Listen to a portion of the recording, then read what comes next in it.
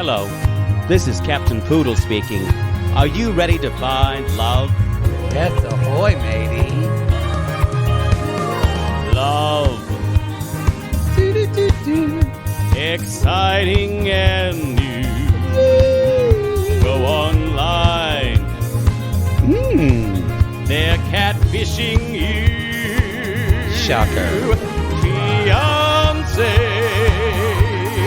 Soon you'll be flying to parts unknown. 90-day Beyonce.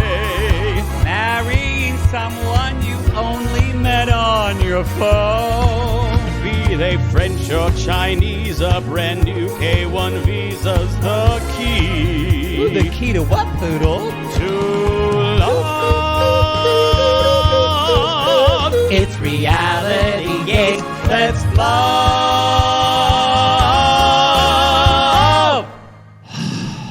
You're not going to like this. Then At all. I would suggest not doing it. Well, it's too late. I have to speak my truth. No, I you have don't. to say what's in my heart, what's in my mind. One of the problems with this society is everyone thinks they need to speak their truth and they should just keep it down. Present company included. Trust me. Well, you know, one of my weaknesses of men is,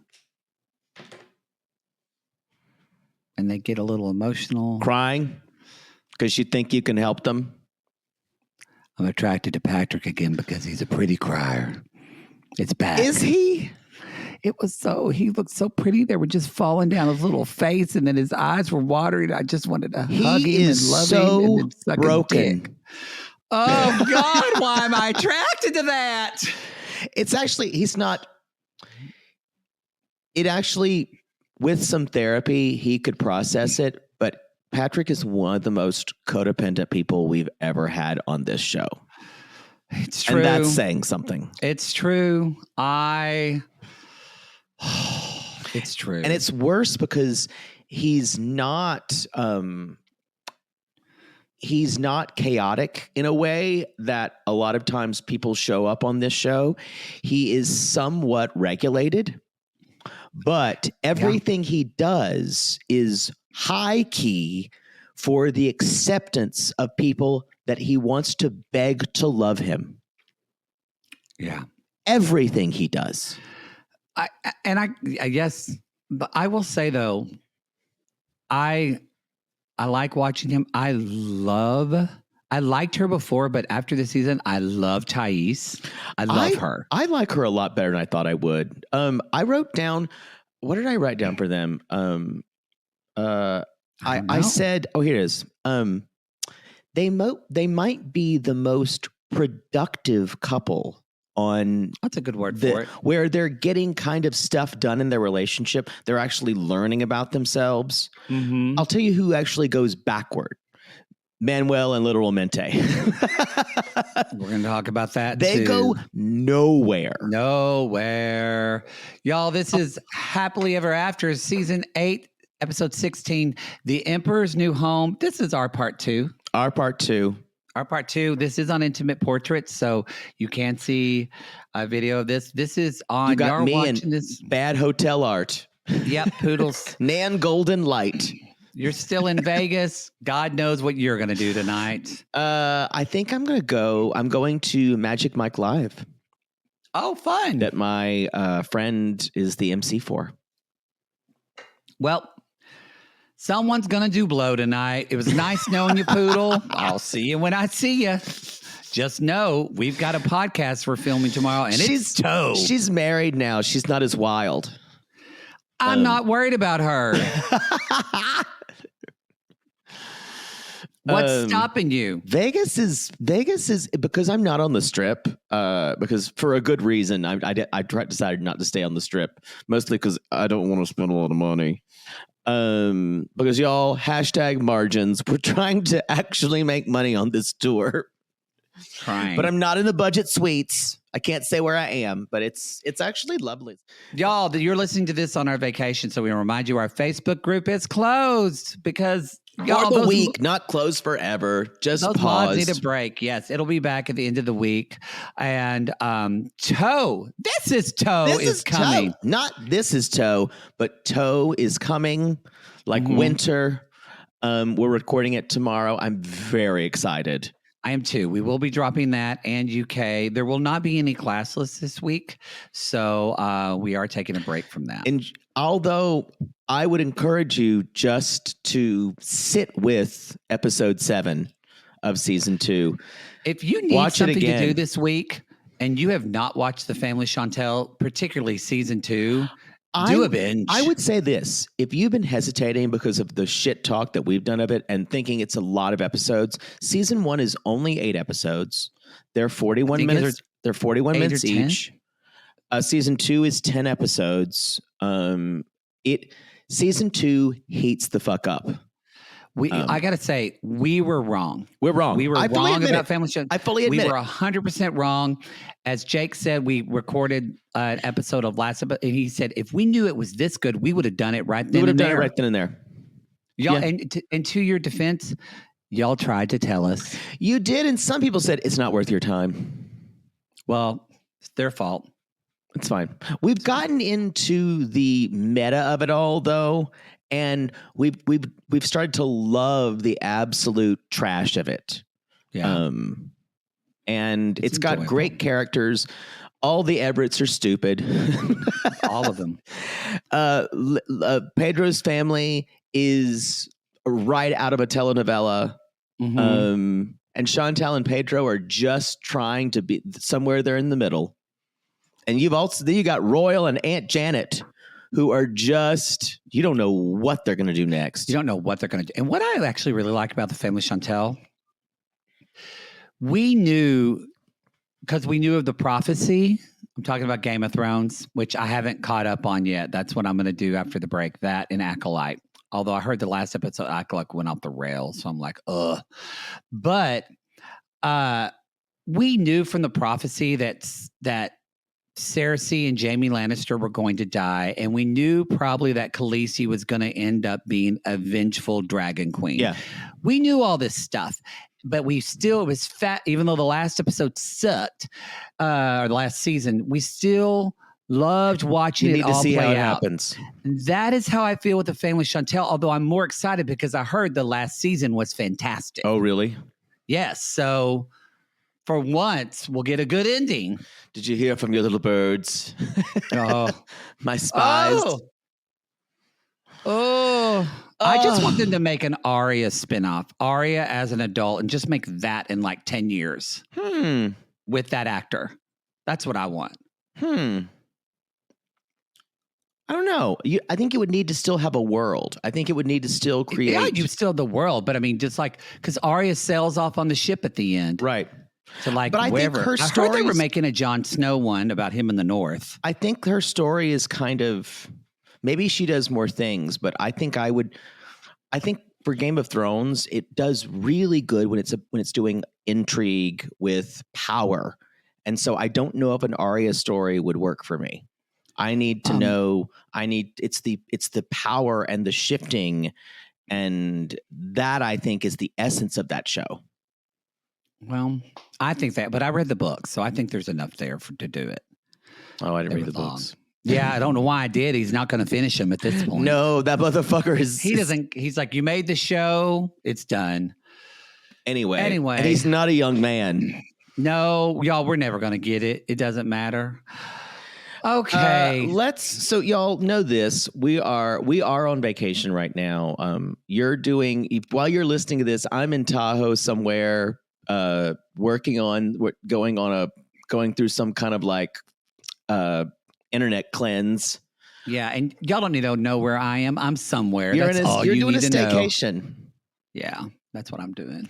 And I did just book a spa day. Where'd you book it? Or you shouldn't. You never. Don't tell me.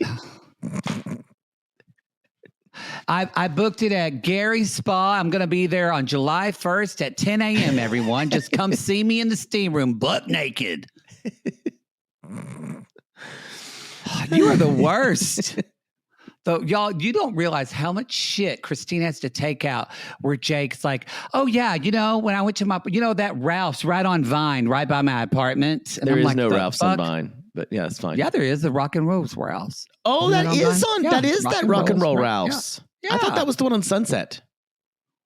Is it on Vine and Sunset? I think it's on Vine. No one gives a shit unless you live in LA. I thought We the need to move Rock on. and Roll Ralph's was on Sunset. That's hard to say. Rock and Roll Ralph. I think it's on Vine because I fucked a guy over there once, not in Ralph's. Well, you would remember those 7 times. Doesn't it feel like, though, in the back of grocery stores, kind of usually by the bathroom, where they have that kind of metal shelf thing with all the discounted items? Mm-hmm. I love the discounted shelf. I'm sure your mother did too. But doesn't it feel like someone's always going to low-key cruise or have sex back there? Yeah, that's why it's hot. That's why I'm always kind of there. Oh, God. I'm trying to buy. You can buy expired Tylenol and get your dick sucked. Gross. You can find some good deals there on the sale rack or it's clearance rack. It's the things they discontinued. Yeah. Mm-hmm. A lot of good snack items. I used to love the Ralph's. I unlocked a memory for you. Yes, I used to love the Ralph's day old or discounted bread things that they needed to get rid of. Make croutons out of them. And we're gay again. Sounds like I'm coming out of the depression. Yeah. I remember when a baguette was a nickel. Oh. Let's get to this. Yo necesito pee-pee. Yo necesito pee-pee. Pee-pee. I like the song that they played for Ashley Manuel. She's got the devil in her. Oh, devil. Well, I think it's interesting. I think both the way the show presents her and the way the show presents him aren't really entirely accurate. I 100% agree with that. And I think they're trying. And what worries me about it is I wonder if these two people watch this season and go, we didn't think it was this bad. We didn't, because, you talked about on the live show, and I agree how last episode, they made it look like Ashley was really jealous that he was talking to his wife. And in this episode, she's like, I get that he needs to talk to his wife. And I went, I did not expect for you to say that. Well, but she says, I just want to communicate about it.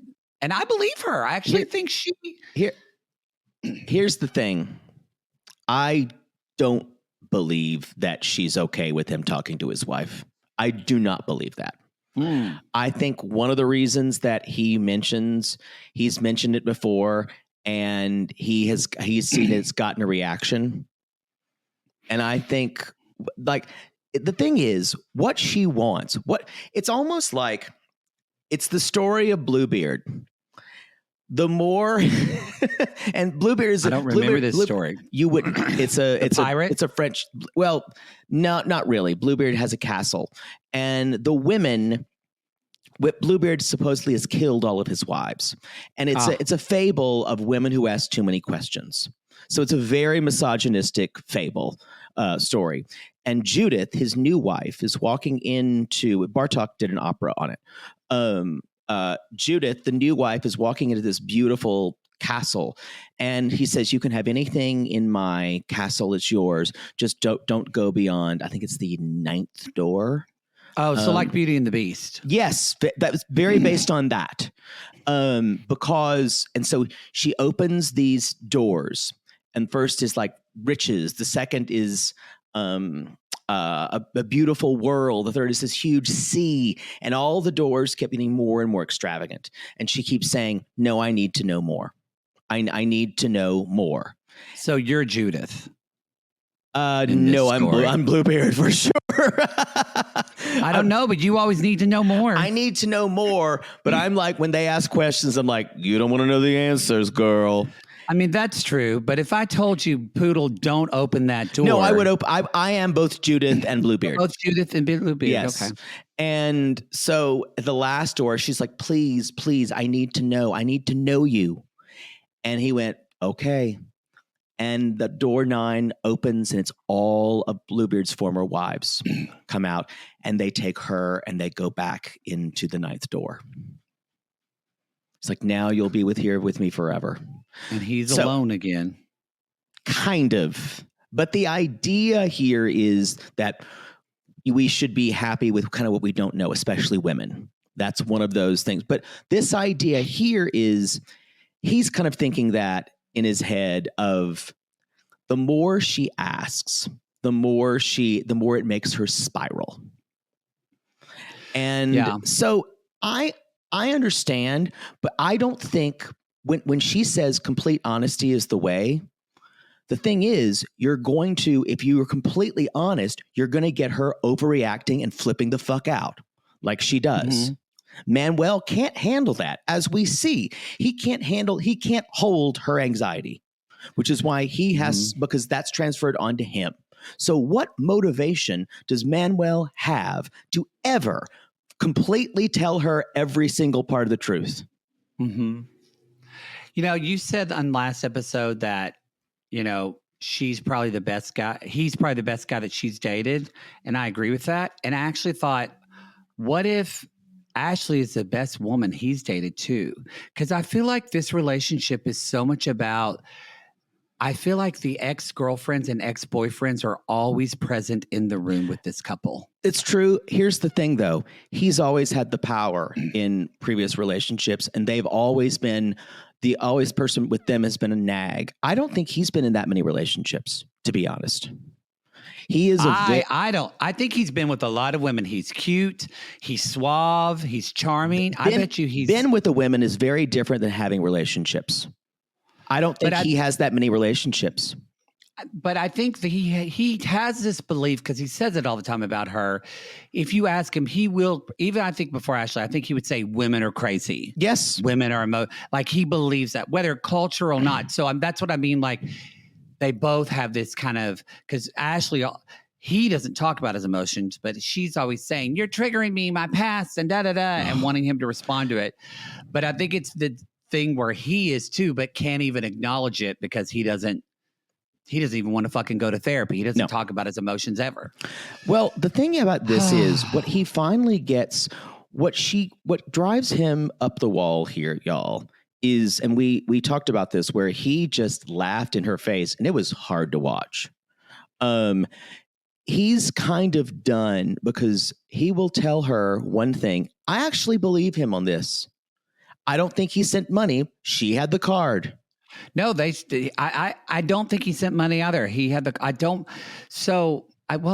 do believe him, but then I'm like, why is Jonathan lying about it? I think it's a red herring. I think this is part of the way. I think here's the deal. I think Jonathan does not want to be involved, and he's just being a little bit cagey. Also, I think Jonathan is completely the idea. I talked about this at the live show, and this is what Ashley doesn't understand, and it makes me crazy to think about it, because she's an intelligent woman, and it's her fucking jealousy over the ex-girlfriend that makes her not be able to see this, and it is so fucking petty. It is so ridiculous because she's not with him anymore. I mean, I can understand where you see it, but I don't feel like there's been a lot of evidence, though, of her being jealous of the woman. I didn't hear you. You cut out. I don't know. Where do you have actual, or is it just a feeling? Where is the evidence that you feel like she's jealous of his ex-wife? Did you not see her? He's talking to his ex-girlfriend. But she said in this episode, it's that she said in like an episode or two ago, she said, Manuel painted the picture that he never speaks to his wife and they never talk. So if someone told me that, I'd go, okay, you don't talk to your ex-wife. But then I found out you're talking to them and then you're not telling me about it. That would make me think, did you say all that because you're in a relationship with them? I mean, I understand though if he's saying that though, what she says, like, he makes me crazy because he tells her one thing and then does something else. Here's the thing, though. You're gonna need to give money to your kids. They're like not old enough to get it themselves and disseminate it. He's going to send the money to their mother. I think she gets that though. She said that this episode. But you're said, I don't have a problem. So how can he not talk to her? Yes. What I think it was a translation issue where she's like, so you don't talk to your ex-wife. He probably thought, we don't just sit around gabbing on the phone. We're not friends. And that's true as well, because if she said it in English, you might have not understood it. And I just think it feels like jealousy to me. You don't feel like it's jealousy at all? That she doesn't have a problem with the money. It's the fact that he might be giving her money because that might mean that another woman is more important than she is. No, I do think that if she knew like the money was not going to his kids but to her, I think she would be incensed. That's what part of that. I think part of that is what she believes, and that's why she's acting. This is not about money, y'all. This is about her. This is jealousy. Now, this is about and her feeling wronged, and she needs to feel wronged. It's like Angela in a relationship. She needs to feel chaotic and wronged because that's the way it's normal. Mm-hmm. And also, it's the only way. Weirdly, she feels like she has any control in a relationship when she's holding his feet to the fire about something. What do you think Manuel needs in a relationship? He needs similar idea of a woman being at him, but he also needs to be able to say, "Oh, she's crazy," and walk away. He doesn't need. This is something he did not bargain for. I think they both want control. I think that's the main theme. He wants control of the relationship, and I think she wants control of the relationship. But for him, it is traditional and cultural.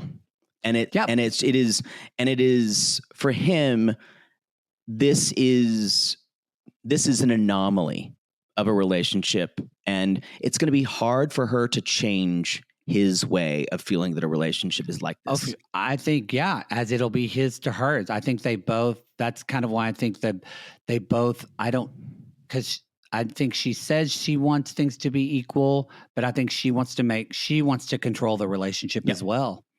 And the idea that she keeps saying, I'm great with money. Y'all, she's not great with money. We heard last time, he's like, I changed my password because you kept taking money out of my account for all kinds of things. Yeah.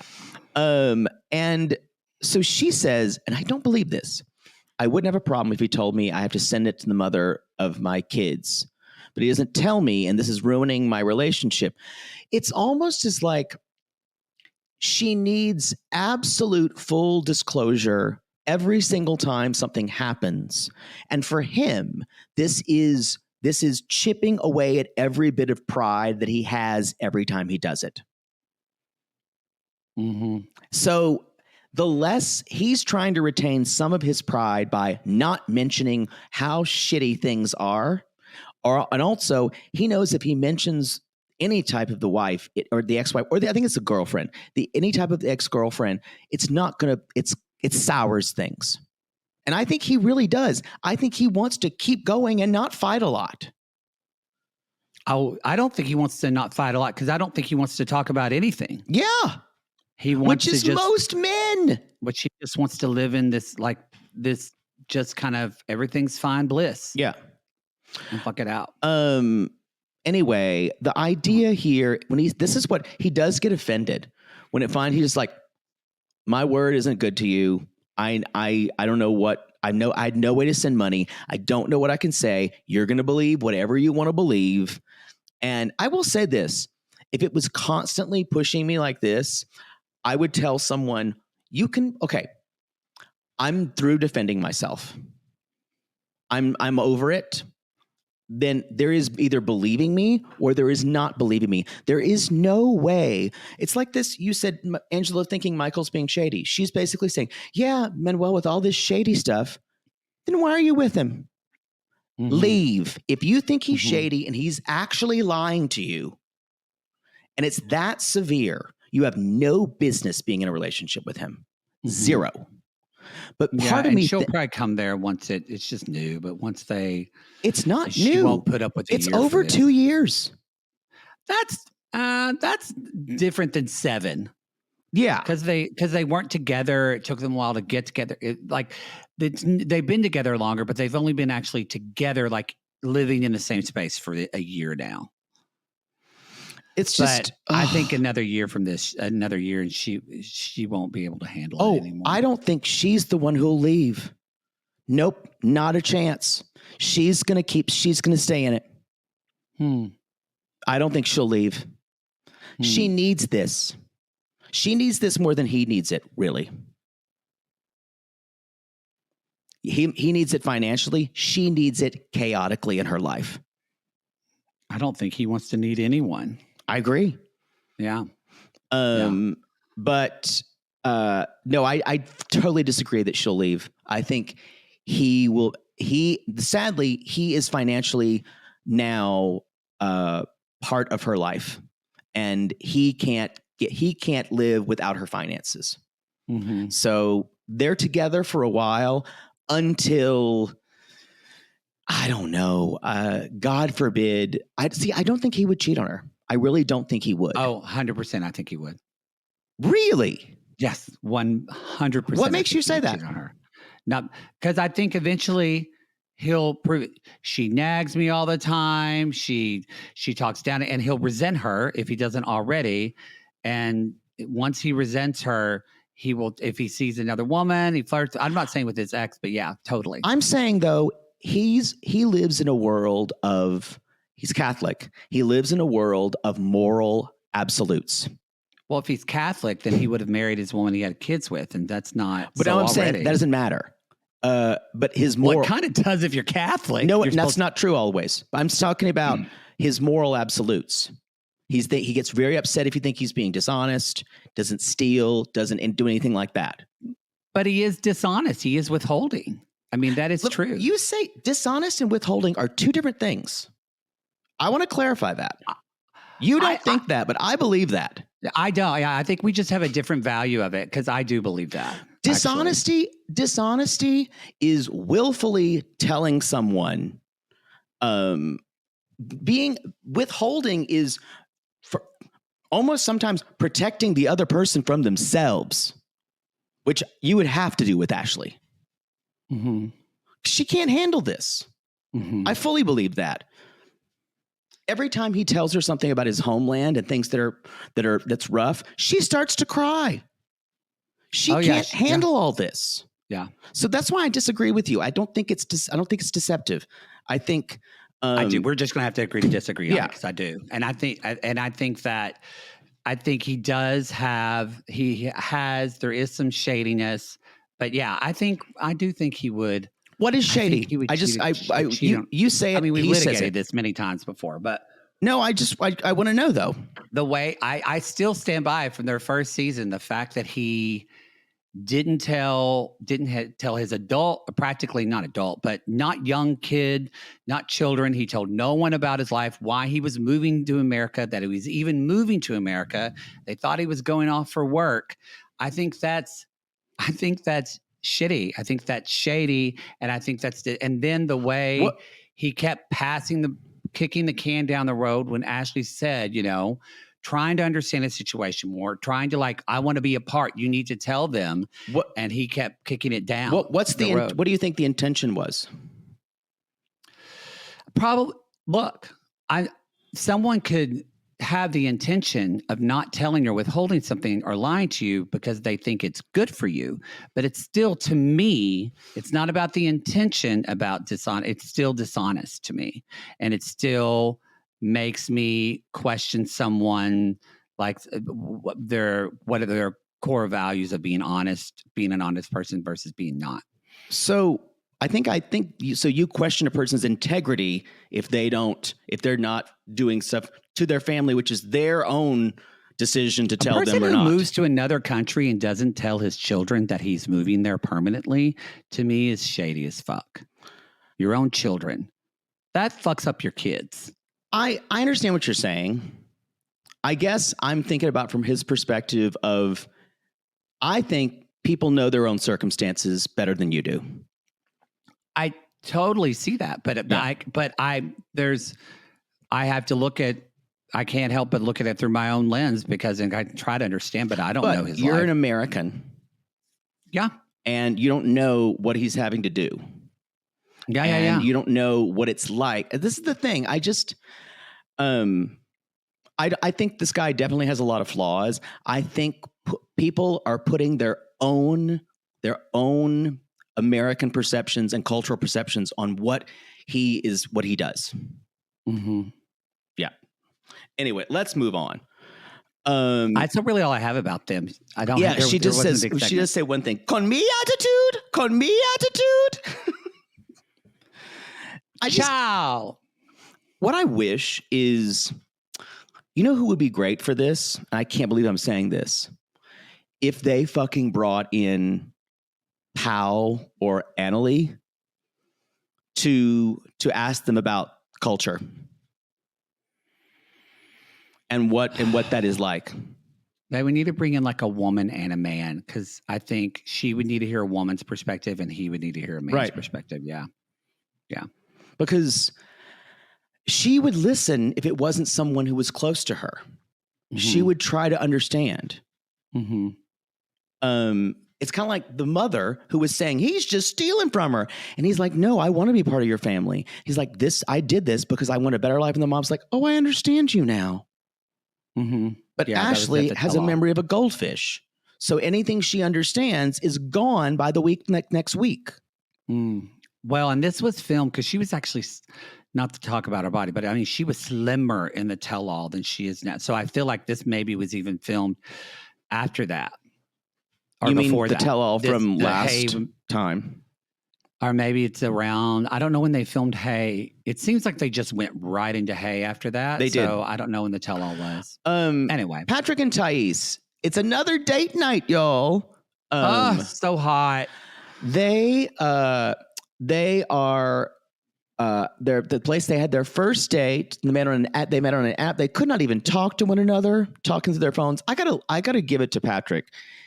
He learned Portuguese, which is not an easy language. It's a very difficult language to learn in 4 to 6 hours a day for 3 months. That's crazy. That pussy must be good. That is. Or he's just that codependent for someone to love him. That's, you know what? Both things can be true. My friend who was Mormon and went to Brazil on his missionary went for 6 months and 24 hours a day spoke non-stop Portuguese. Of course, they wanted him to sound like they're fluent, but still, he said even that it was still hard. Yeah, it's hard. So they're at a churrascaria, and with big things of meat. Basically, your Brazilian steakhouse, y'all. Yeah, it looks amazing. So they're talking about Natalia, and she's like, you defended John. You defended your dad, and you put them first. And y'all, and these are all valid things, because he will defend blood much quicker than her, always. Mm-hmm. Yes. And because all his trauma revolves around family. And so he finally says, she's like, my dad never asked us for anything. And he's like, your dad causes problems. And he's like, my dad wasn't around. So y'all, this is the kind of thing when your partner or a friend has a completely abnormal reaction to a normal conversation. This is trauma. Yeah. What I thought was beautiful about this, though, is that he starts to cry, and I love that she cares for him so much. She's starting to cry, like watching him go through this, and she's comforting to him. And he explains that his parents got divorced, and then we moved, and he said, y'all, it's like out of a 1980s movie where he said, I'd be lucky to see my dad once a year because he was a truck driver. And I would see him at a motel like for a day or two and then wait a whole other year to see him again. 18 wheels and a dozen roses. Dozen dead roses for him. He's just coming into town at a motel. And a young kid doesn't understand that. His father's a piece of shit. Oh, yeah. I guarantee you, though, also, his dad probably didn't even call him. But oh no. And like he said, though, he had more problems with his mom, y'all. So the dad was the better parent to him. Fuck. It was the least severe than dealing with his mother. Y'all, because someone with eyebrows like that's fucking This is the mom. Yeah. I think his mother had severe mental illness. John Candy in Nothing But Trouble. Yeah. Yes. Yeah. So he talked about apparently this And there were drug issues. Yeah, as well with his mom. Yeah. He talks about that this apartment only costs a couple of $100 a month, and he said that's why this is such a refuge for me, and it's the one thing because he knows, y'all, all the stuff that John and Thais say to him, he knows it. He knows his dad won't stay with him.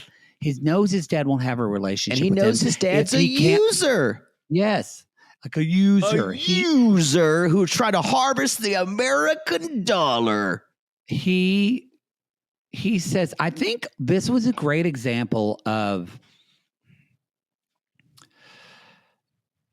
we have these ideas of what a, quote, perfect relationship is going to look like. And we do have very strong tent poles for what healthy relationships are. I wouldn't say has all the pillars of a healthy relationship of he and his father.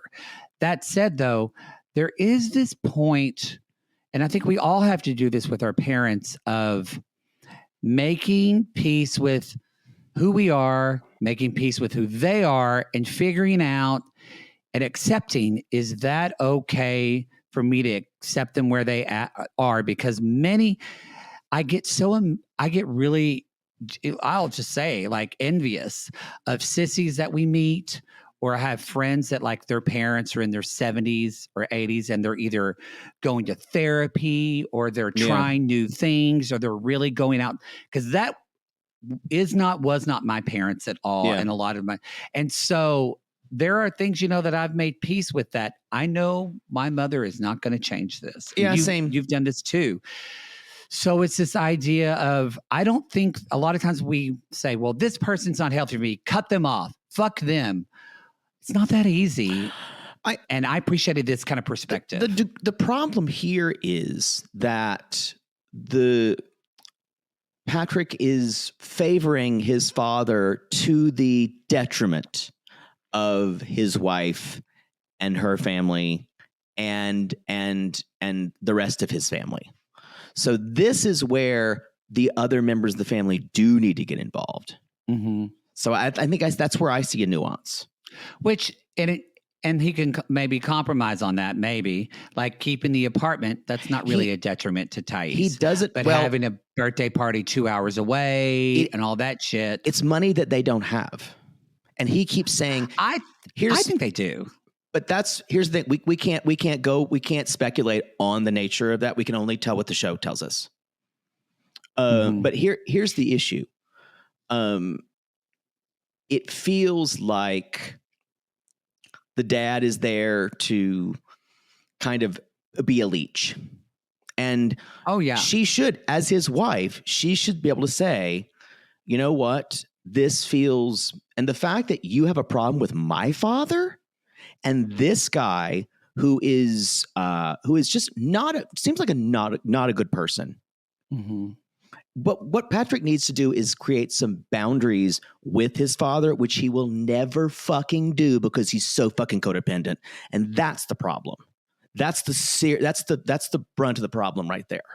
He will never be able to have boundaries with his father. And yes, I agree. And I think if he did create boundaries with his father would drop him. Good. And so I know that's easy for you to say, but kind of like what you were saying with Manuel, I know but this is something that we are not that. We have very different types of parents. We don't know what it's like to grow up, like feeling untethered to, it really fucks with your head when you don't have that strong attachment. You can't inconvenience your wife and someone else who you love to the detriment of your father. That's just it. Mm-hmm. It's just, that's where I would have to draw the line. Mm-hmm. So, yeah. Anyway, Emily and Kobe, there's not a lot here. We all knew that Valerie we forgot to say, Thais did say they kind of made up, and she said, "Okay, great, but I want you to make peace with my dad." Oh, and he says, and I want you to make peace with John. Yeah, so y'all, they shake on it. So we bring that up because that's going to come back later. Anyway, sorry. Valerie is speaking. We all knew Valerie is going to be fine. Valerie's family. A producer wrote this speech. Yeah. He did not. This whole thing, and then blah, blah, blah. Did you ever watch Valerie's family? And then Valerie Harper, and then it became the Hogan family when Valerie Harper wanted more money. I never saw any of that. They died. How did you miss this? Valerie, they killed her. She died, and they killed her off in the sitcom, and then Sandy Duncan had to come in, and it became the Hogan family. Oh wow! How did you? We're literally the same age. And I've heard of the Hogan family, but I never watched it. What were you watching instead? I don't remember. Sitcoms were all we had. I know. Jason Bateman was on the Hogan family. You know, it depends. If I didn't like a theme song, I wasn't going to watch a show. What was the theme song for the Hogan family? I need to look now. Oh God. It started out as Valerie's family. Well, at what year did it what years did it play? Here, I'll tell you. 1986. 1986. Hold on. Well, I was. Oh, I do remember this. Life is such a sweet sanctity. Less you know. Every family. Letting go. Sandy Duncan. Day by day. Across the way. They're playing hockey. There's Jason Bateman. He was hot even then. And there's Mark and Willie. I was into both of them. Yeah, I got that. And Mrs. Poole, Edie McClure. And John Taylor, who was Michael Hogan, who was a hot. Yeah, the theme song's not catchy. I wouldn't have. That's probably why I didn't watch it. It's a good song. I don't. It didn't draw me in. I don't mean to be critical. I'm just saying though that is. If you're under 30, that completely went past your head. No idea. We're talking 1986, probably through 1989. Yeah. I was like 9 years old when I was watching it. 2, maybe I was. You 2. were 7. There's no excuse not to know it.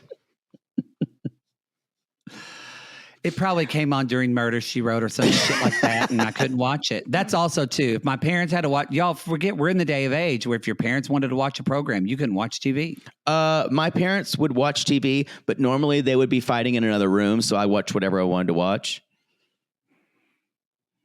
Or they'd be working late, and I'd make dinner for my brother, and we would watch TV. Use our BetterHelp code. Y'all... yeah. Step by step, day by day. Are we Hoganed out? Are you going to masturbate now to people from the Hogan family? Oh my God. Yeah. Y'all come at me for Jason Bateman and the Hogan family. Oh, they played hockey. Oh my God.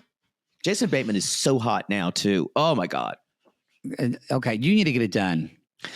Vegas is rough. The apps here are rough. The apps are rough. So Valerie is basically like, speech. It's all great. I think he can take care of our brother. And he says, I wish him the best, which I think they stole from us. I think so too. They dance, they get married. There's final blessings. We all knew there was going to be blessings. The next day they're driving to say goodbye. And there's not much. Although I thought this was really funny and really cute how Kobe brought something for David when he came to Kansas and saw him dress up. And they said, I like that they're literally making fun of how terrible people dress in America. Just a fanny pack and knee socks and cargo shorts. This was really fucking cute, and it really trenched. After this, I wrote, I love them both so much. So much. She's okay. And didn't you love the dad's quote where he said in French, "Far from my eyes, but dear to my heart"? That's not the quote. What was it? He said, "Far from the eyes, close to the heart." Close to the heart. Oh, I missed it. But he said it in French, so you probably were interpreting. Probably. I wasn't looking at the screen. Yeah, that's what. Yeah. Anyway, Kobe, I felt for him, because it's. I can't imagine. I am very close to my family. I love my family very much. Never heard it. Never heard of that. Well, I bring it up. It just made me think of him in a. This is what I love. What this show does, kind of like we talked about last episode with Alexei. Now you're talking like Emily. I know. With Alexei and Loren, just kind of like seeing ourselves in their stories, but having maybe a deeper empathy for it. Because I love that I live in California. I do not want to live in Oklahoma. But sometimes I do have sadness because at least for me, I have really good friends that love me dearly. But for the most part, they're still not my blood family because I'm so connected to them. And it does make me sad that I can't live by them. And so I just thought for Kobe, good God, you're half a world away. And you can see he's so tight with all of his family and his dad. That's hard. I think, yeah. Would you be able to do that? Like you let's say, would you be able to live in like Singapore so you couldn't see your family a lot? Yeah. I mean, I think I would I don't know if I could do something permanently, but I still would want to go live somewhere for 4 or 5 months. That's not what I'm saying. Travel. I'm talking about, I don't know, doing like Kobe's doing.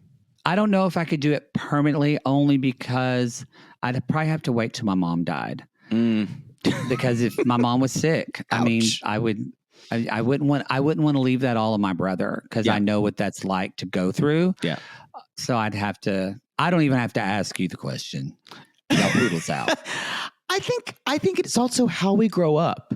When we're starting to figure out who we are, we decide who our attachments are.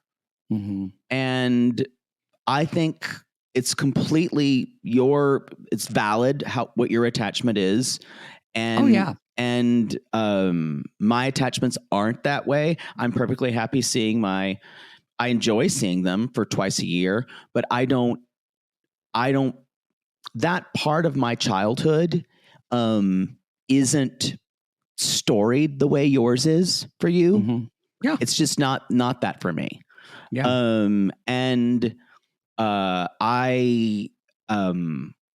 For me, it's I would prefer to live life in the present now.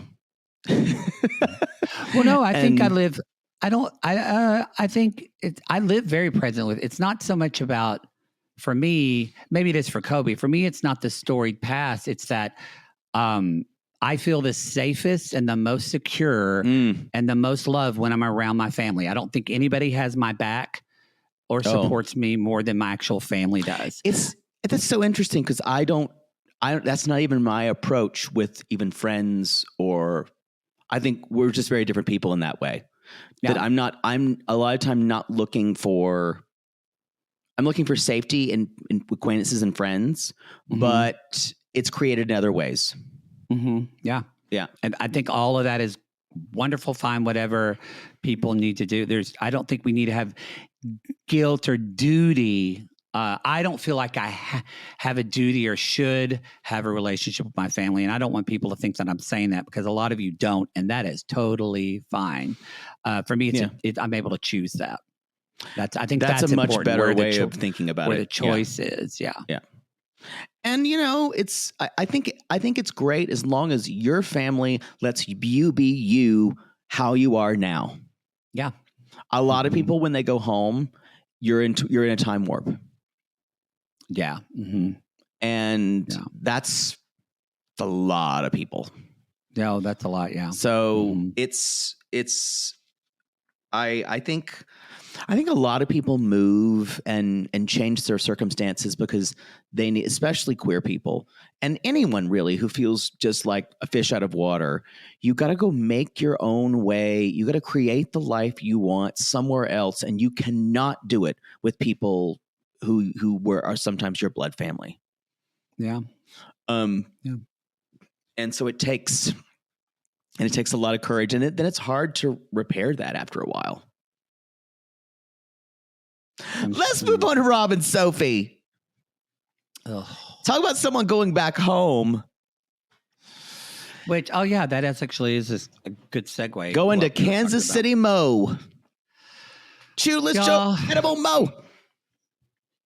I got to Kansas City on a Friday. By Saturday, I doing shots with a whore. I cheated on my wife on Saturday night, and Sunday morning I was looking for more. A bottle service girl. As soon as it said bottle service girl, I was like, come on, y'all. A bottle service girl just wants tips. Did they pay her to do this? I don't know. I know. Y'all, so Rob is, I do understand Rob's frustration that Sophie does seem to act like, we need space. And it's like she wants to go radio silent, not talk about something for 2 weeks, and then come back and everything's going to be fixed. I do feel like this pattern, and you see it's wearing on Rob, but today's his birthday. So he went to Kansas City because he says, everything's up to date in Kansas City. It's true. He said, I want a good feeling, and my wife doesn't want to be with me. I want to go about as far as I can go. It's true. That's true. Now, Rob is 34, He's and he 34 hasn't been now. back since he was 26. Okay. This pinged something for me. He's talking about, it's my birthday. I have people here who miss me and love me. Family, more than much. It's better than sitting in Austin. Now, he grew up in Olathe, Kansas. Hopefully I'm saying that the right way, which is not far from Kansas City. That means he hasn't been back there in 8 years? What? But it seems like he and his mother and the friends he left behind have a great relationship. Yeah. What do you think an 8-year absence means? I think he probably goes back. I think he goes back and visits on the regular. I just feel like. So you think he's lying? Yes. I think that this idea, I haven't been back here in 8 years, but maybe, I don't know. It's hard to tell because that makes sense to me. But like you were saying, by the way they act. But Rob also has this, because he has his narcissism of, I got to do it on my own. Right. No one understands me. So maybe he did leave for 8 years. He needs to, because I think, here's the other thing with a narcissist, y'all. When you come back and be around the people who actually know you, it disturbs the image of yourself who you think you are. Yeah, so I think what threw me is that none gone. Of them act like he was gone so long, though. Like you said, they acted like it had been like 6 months since they saw him. I don't know. You know what it feels like to me? And this is weird, but this is how I feel. It feels like this is a soundstage of Kansas City and Rob's like fake life.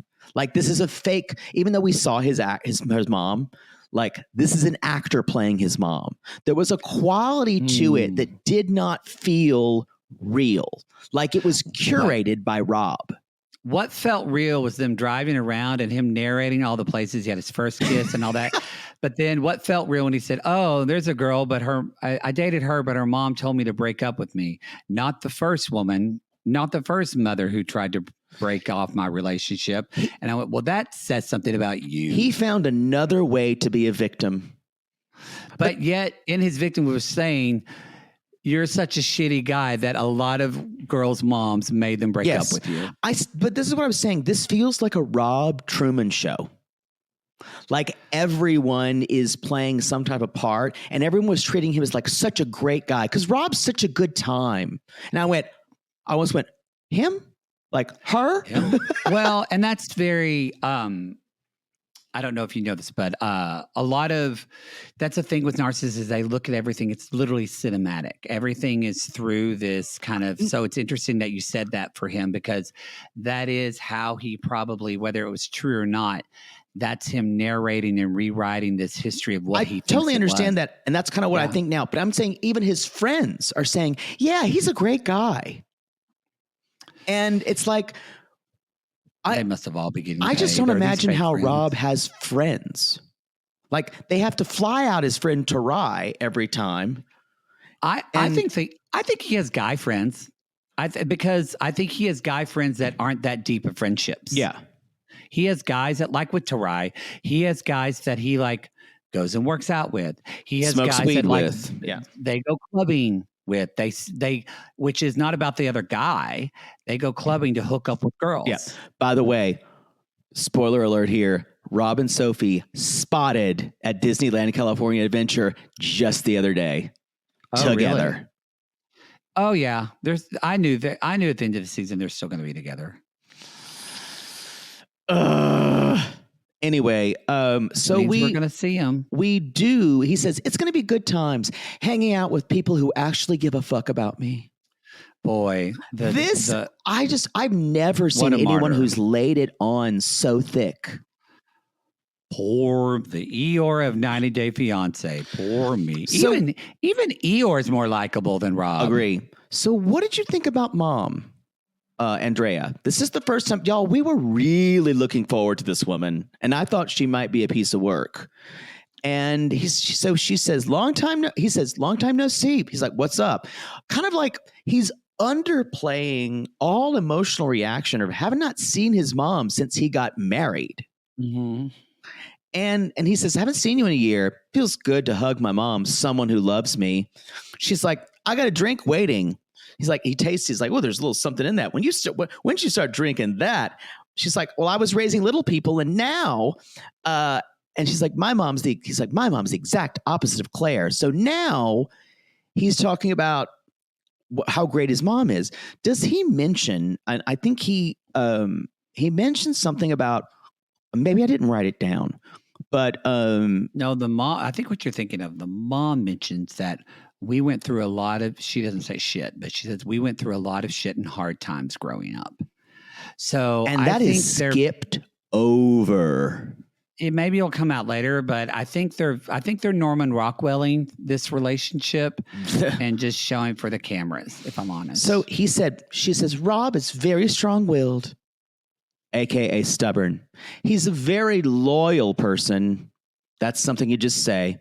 He was always practicing protecting his friend or standing by whoever. Narcissist. He always did the right thing. This is where I see this fucking Truman Show. It's like this woman is a paid actor.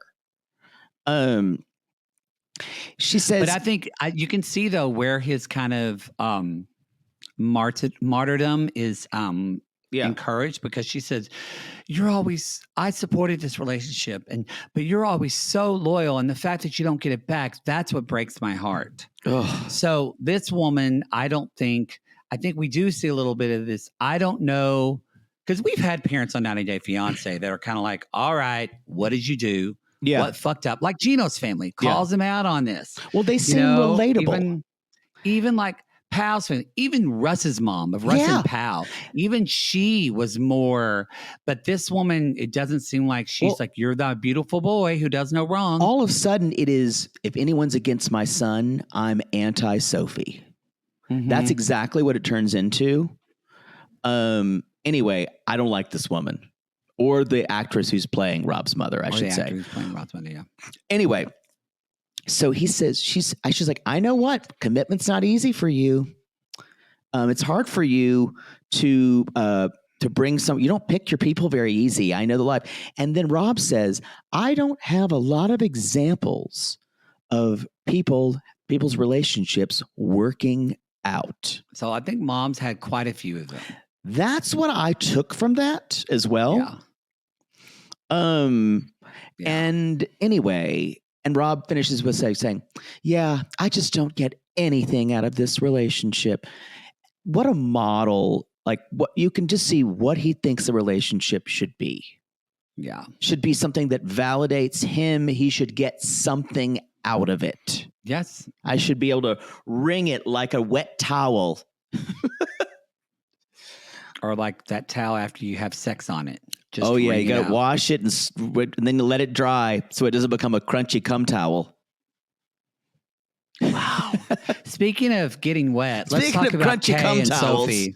Let's talk about Kay and Sophie. Y'all, Kay is so excited to get Sophie sapphically drunk tonight. Yes. She's going to have a couple Long Islands. Kay will just start rubbing her shoulders. She's like, oh, my feels good, I'm a little tense. And then suddenly she's just rubbing her titty. So she's like, it's weird not spending his birthday with him. And Kay's like, what do you think he's doing? He's like, well, he used to live in Kansas City. He was a hoe and a player, so he's probably going to be doing that. And of course, Rob is in the club. You can find me in the club getting tipsy with his best friend, Parker. I wonder if Parker was at the wedding. Again, this feels like Truman Show to me. Yeah, Parker and Tawan. Tawan. I don't. Yes, and I know you can have a life when you come back to. I have a hard time believing that Rob has made a lot of true friends who he would probably had to call. These are probably backups. I feel like I agree with you, but I feel like I know, especially in LA, I know several like good-looking straight guys that don't really have anything deep with anyone. Yeah, they don't have to. Yeah, and I think he's one of those. Especially y'all, him being from Kansas City. Like Rob is cute in Los Angeles.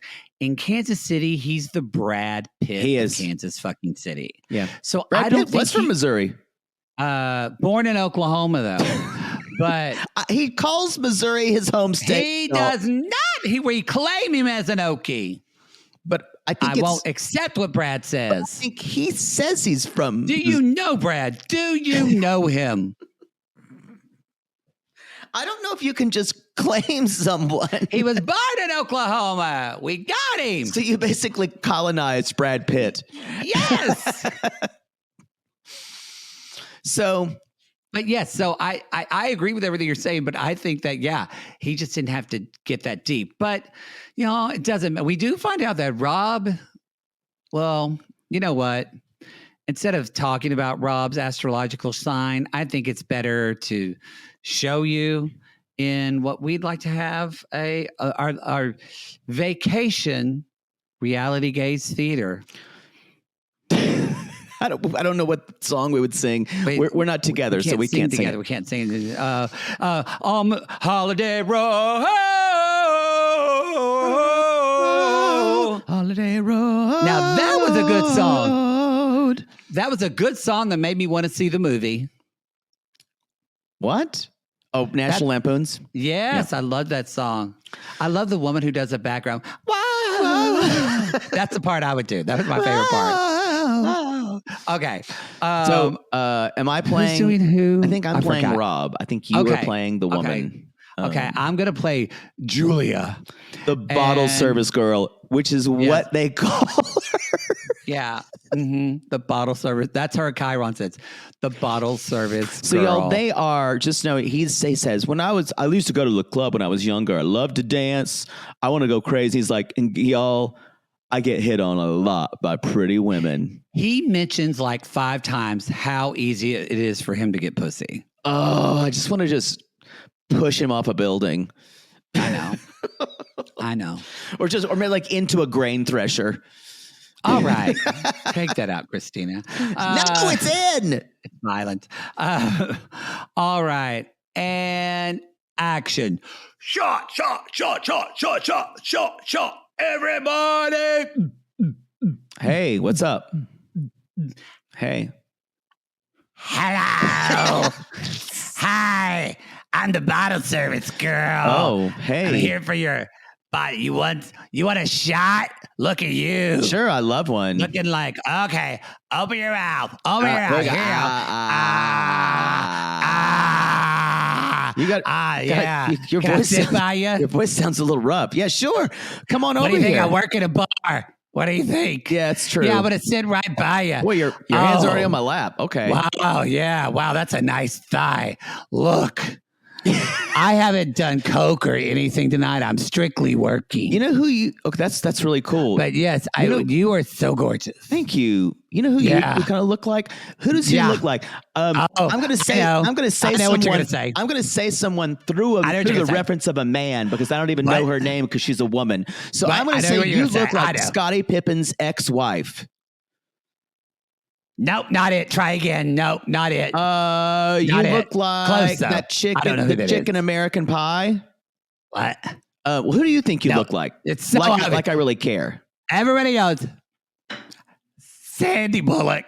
I know. I get it all the time. No, you're wrong. I'm sorry. I'm like now look. No. I'm sorry. I said Sandy. I think Sandra Bullock. I think Scottie Pippen's ex-wife looks better than Sandra Bullock. So I'm going to now give you all the reasons why you should tell people that you look like Scottie Pippen's ex-wife. Still, I'm still going to call you a man's ex-wife through his name because that's the way I'd prefer to do it because I don't remember her name.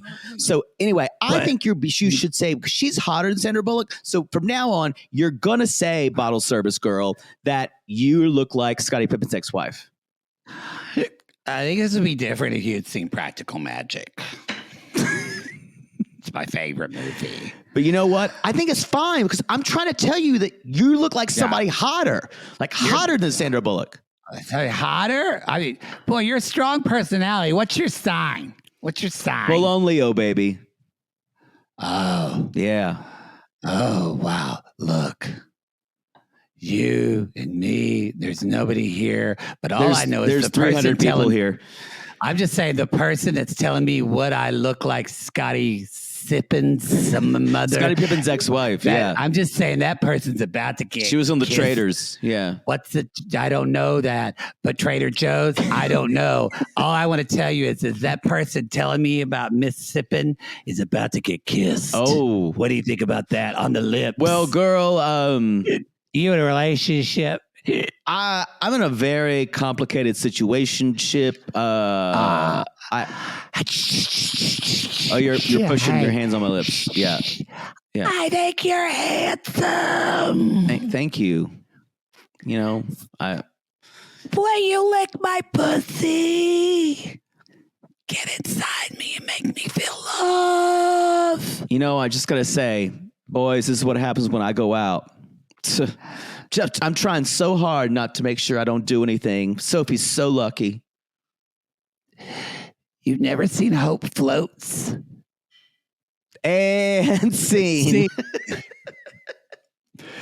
This woman has watched every single Sandra Bullock movie, and she looks nothing like her. I think she looks a lot more like Larsa Pippen. I agree with you. I agree with you. I agree with Rob. That Rob had to tell her she was wrong. Yes. That is the most Rob thing I've ever seen. He can't let it go. He is the what an when he asshole. said he was a Leo, I went, oh, of course he's a Leo. Not that all Leos are bad, but he's definitely the negative of that. There's a negative side to Leos, but I know a lot of Leos who are wonderful. Great. You just have to use it in the right way. Yeah. That's what I'll say. I've also dated a lot of, and by dated I fucked. I've dated a lot of Leos who didn't use it the right way. But they can be very compelling. This bitch is crazy. When she says to the camera, I'm just obsessed with him, and that's that. Yo, she's a bottle service girl. Yeah, she is. Did your phone just ring? No. I heard it. No, it was a screw to a door or All something. I ask is you put your fucking phone on silent when we record.